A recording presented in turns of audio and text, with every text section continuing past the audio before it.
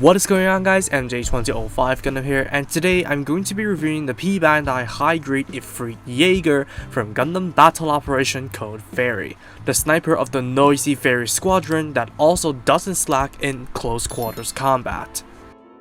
Now, this is my first Efreet, so do forgive me if I don't know much about the model kit variants themselves, but I can tell you that out of the 12 runners that this thing comes with, only 3 of them are completely new. The build does feel refreshing to me because yeah, it's my first Efreet, but the only pieces you need to worry about for nub marks are the grey pieces, as this kit uses a primarily light color scheme.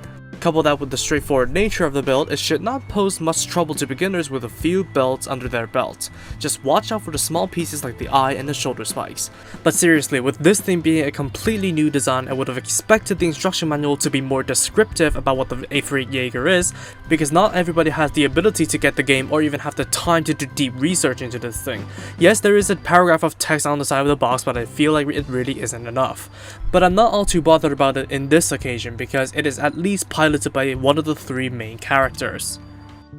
And right off the bat, the Efreet Jaeger looks stunning. There's not much that could have gone wrong with the proportions, as it's just the standard Efreet retooled, but the colors caught my attention as it's once in a blue moon that we get a design with light purple as its primary color. Couple that with the white and grey accents, it isn't really like anything we've seen before in Gundam, and it does evoke a mystical theme, just like a fairy. On top of that, the pink stickers for the eye and the chest sensors complement the fairy theme of the color scheme, while the grey ones for the spiky shoulder pad and the ones on the tops of the feet are barely noticeable, so color separation is fantastic as well. Finally, the noisy fairy and Zeon insignias used on the shoulders and left knee are just the icing on the cake. However, because it reuses existing engineering, there are seam lines on the forearms and the spike ball on the shoulder, so you might want to clean those up. And the right arm, which has no forearm plating, is quite irksome to look at, especially from behind.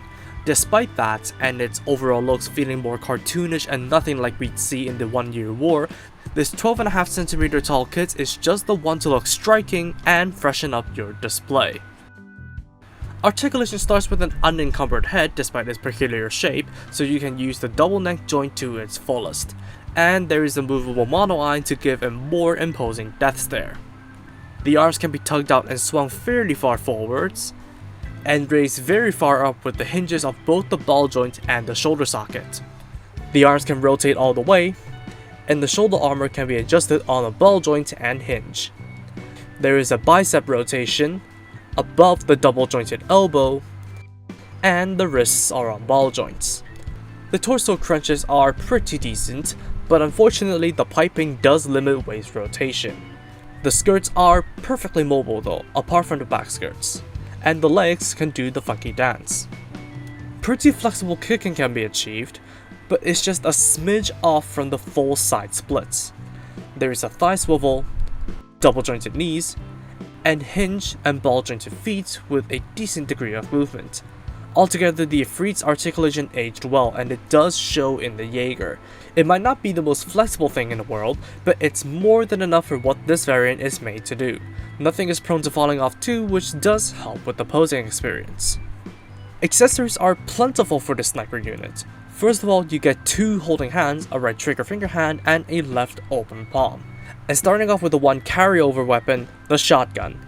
I'm always glad to see a shotgun in a mech, especially when this one is a pump action one.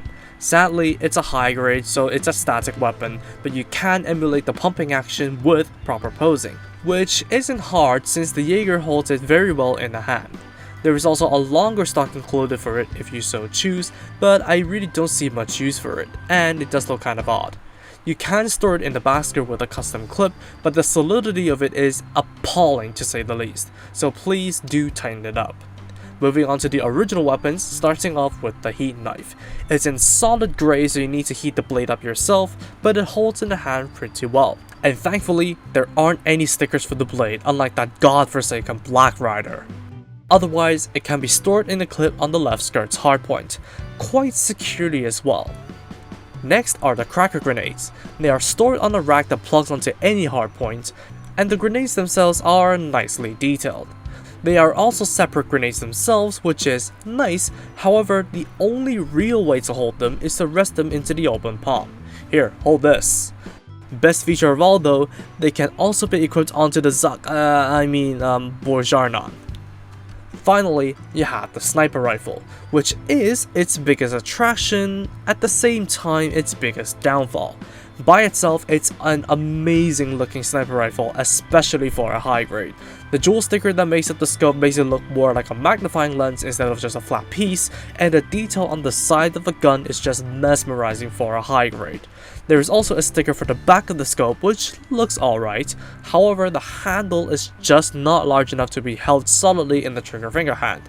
The real bummer is, there's no peg to stabilize it, so the grip in the hand isn't necessarily secure to the point where the hand would eventually be pried open while posing with it, so it is rather frustrating.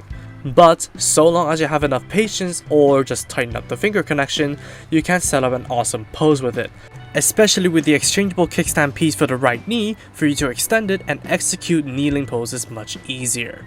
And fun fact, the shotgun storage clip can be used to store the rifle Gundam Battle Operation style, with much better solidity than the shotgun, I must argue.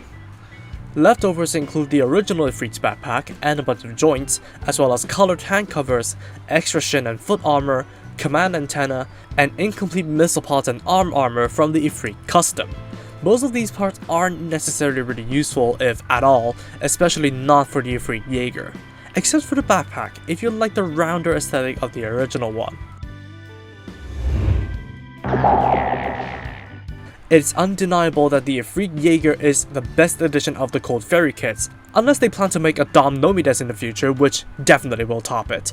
And after all of that messing around with this kit for recording this video, it ranks at recommended. From the unique color scheme and awesome part separation, to the wide array of accessories, to the flexible mobility, there's a lot to like about the Efreet Jaeger. However, the one flaw I find the hardest to live with is the grip around the sniper rifle. It's undoubtedly a nice looking weapon, but the grip will make it rather tedious to pose with, and it can get rather annoying at some points. But apart from that, this kit as a whole has something for everyone, be it melee or ranged combat. And it's piloted by someone with a face, so bonus points for this design being an actual character. So I would recommend that you try this kit out even if you already have an Efreet. And that's all from me. Thank you for watching, drop a like and comment if you enjoyed the video, subscribe for more content like this, and feel free to follow me on social media with the links down below. That said, take it easy, stay safe, and I'll see you in the next video.